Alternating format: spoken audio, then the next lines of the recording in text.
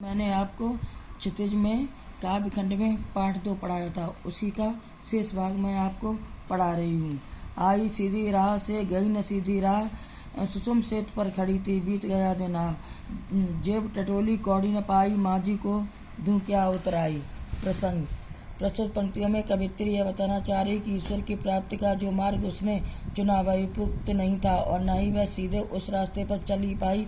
अतः वह कहती है कि व्याख्या ए ईश्वर भक्ति के साधक केवल एक समर्पण ही एक ऐसा मार्ग है जिससे उस परम पिता को प्राप्त किया जा सकता है। उसकी दी हुई जिंदगी तो सोच विचार और हठयोग साधना में बीत गई।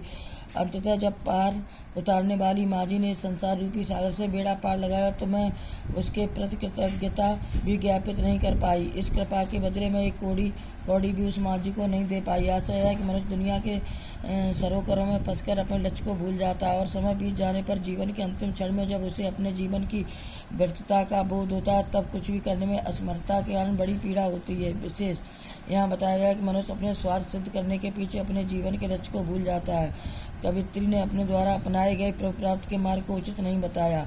सुषुम सेतु में रूपक अलंकार प्रतीकात्मक शब्दावली है। अगला काव्यखंड।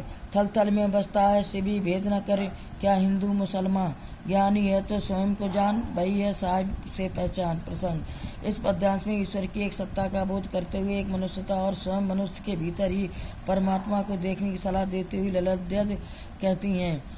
व्याख्या। प्रत्येक स्थान पर निवास करने वाला शिव तत्व अर्थात कल्याणकारी परमात्मा एक है, इसीलिए उसी की बनाई सृष्टि में हिंदू और मुसलमान का भेद कैसा। वास्तव में हिंदू और मुसलमान दोनों एक हैं, उनकी मनुष्यता एक है। जो मानव यह तेरे अंदर ज्ञान है तो तू सबसे पहले खुद को जान ले और जिस दिन तू खुद को समझ लेगा उसी दिन तू उस परम पिता को ही भी पहचान कर लेगा और उसका परिचित बन जाएगा। बच्चों, पाठ समाप्त हुआ। प्रश्नोत्तर कल लिखवाएंगे।